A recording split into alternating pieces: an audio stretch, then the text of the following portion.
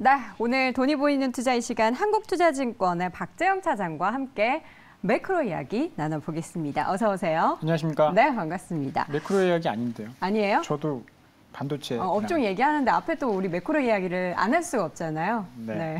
왜 하기 싫으세요? 매크로 이야기? 자꾸 매크로만 한다 그래가지고. 매크로맨 박재영 차장님. 자, 일단은 밤사이에 관련된 이슈 하나 봐야죠. FOMC 의사록이 공개가 됐는데 거기에 대해서도 단어 하나하나 보면서 얘기들이 많더라고요. some, several. 이게 무슨 어떤 의미인지. several은 우리 중학교 때 배웠을 때 한 6, 7명.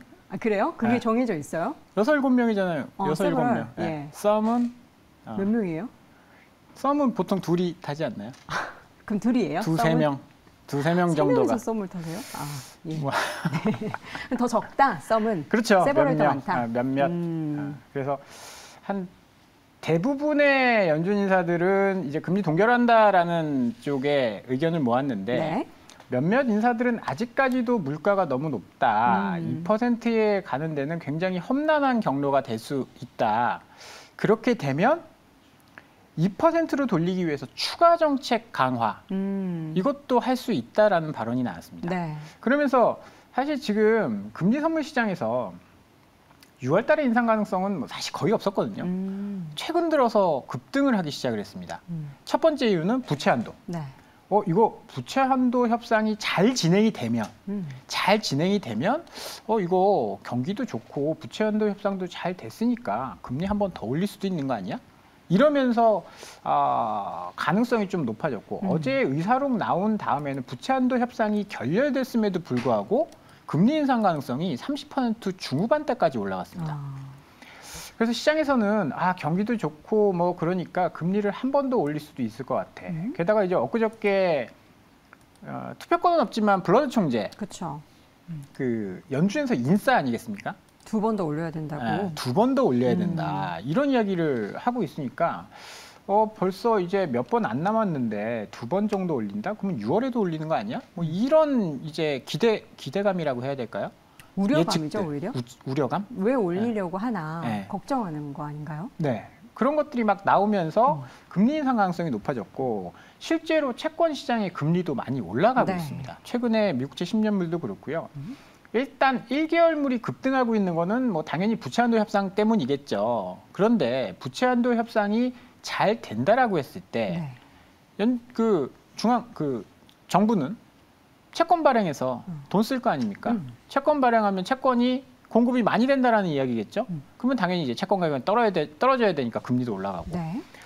생각해 보니까 연준에서 금리를 중단할 거라고 생각했는데 몇몇 의원들이 사실 굉장히 매파적으로 반응을 한다. 점도표상에서도 이 동결과 인상의 폭이 그렇게 크지 않았어요. 동결한다는 사람이 제 기억으로는 한 8명 정도였고 인상해야 된다라고 한 사람들이 한 7명이었습니다. 비슷비슷하네요. 두세 명만 약간 전향을 하면 사상을 전향을 하면 금리를 또 올릴 수 있게 되는 거거든요. 그래서 그런 것들 때문에 사실 시장은 좀 충격을 받았고 예상보다 더 매파적이다. 경기에 대해서는 4분기 정도의 경기 침체가 올 것이다. 이런 이야기를 했거든요.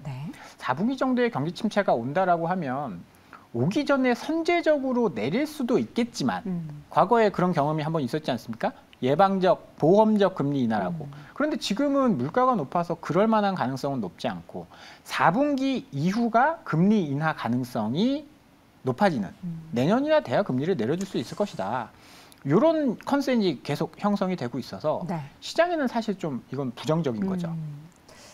추가적인 금리 인상에 대해서도 조금 열어둬야 되고 우리가 기대하는 금리 인하가 올해 안에 단행될 것이라는 것도 미뤄졌고 연준이 생각할 때는 없는 것 같아요. 없다로 있어도 그렇게 얘기 못하는 것 같고.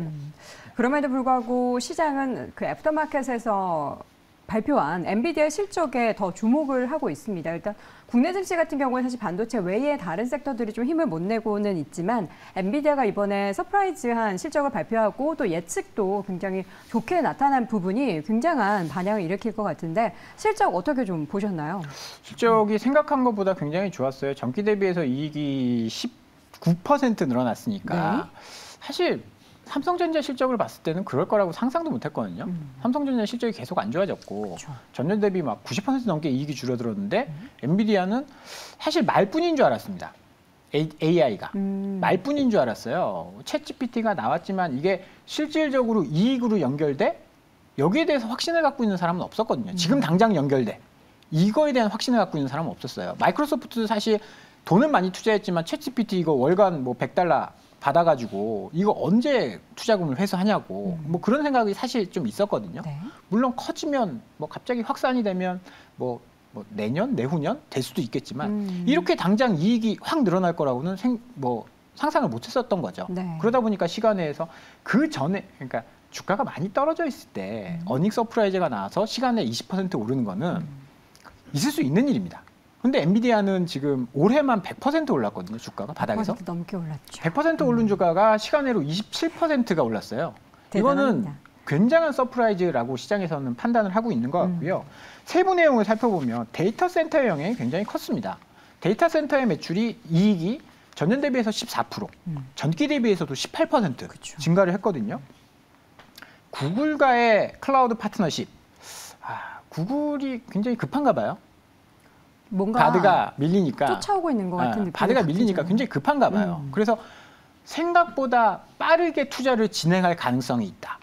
그러니까 우리가 AI는 조금 DL이라고 생각했었는데 천천히 길게 이어질 것 같았잖아요. 장기적인 상승. 그런데 생각보다 빠르게 매출이 늘어나고 있고 H100 그 GPU 신제품이죠. 거기에 대한 매출이 이제 구글뿐만이 아니라 아마존 웹 서비스라든지 뭐 대표적인 게 마이크로소프트 애저잖아요. 이쪽과 협력을 하고 있으니까 이런 쪽으로 확장해 나가겠다. 그렇게 되면 반도체 업황이 생각보다 빠르게 돌아 나올 가능성이 있는 거죠. 왜냐하면 GPU도 굉장히 중요하지만 거기 이제 메모리도 들어갈 것이고 메모리 수요에 대한 니즈도 있을 거고 오늘 시장에서 삼성전자보다 하이닉스가 먼저 오르는 이유는 GPU에 들어가는 그 패키징, 그 기술을 이제 DRAM 패키징 기술을 하이닉스가 먼저 개발을 했거든요. 그리고 뭐 한미 반도체라든지 그런 쪽들이 먼저 지금 움직이고 있습니다. DRAM이랑 낸드의 전반적인 상승보다는 선단 공정을 누가 더 빨리 앞서 나가느냐, 그 다음에 GPU에 들어가는 기술을 누가 가지고 있느냐 여기에 따라서 시장이 좀 움직이고 있거든요. 그런데 이렇게 되면 분위기는 또 싹 바뀝니다. 왜냐하면 우리가 기대하고 있는 것들이 이제 DRAM이나 낸드 업황의 반등은 3분기 정도, 늦어도 4분기다라고 이야기를 하고 있는데 이게 당겨질 가능성이 있다는 거죠. 여기에 대한 힌트는 아마 한 달 내로 나올 것 같습니다. 한 달 내요? 한 달 내로. 왜요? 뭐 있나요? 한 달 내로 나올 만한? 정확히 한 달 뒤에 마이크론이 실적 발표를 하죠. 그래서 거기에서 우리가 먼저 확인해 볼 수 있다. 만약에 반도체 ASP가 지금 계속 그 썰만 들려오고 있어요. 우리가 감산을 하니까 그러니까 그 반도체 생산하는 업체가 감산을 하니까 전화가 많이 온다.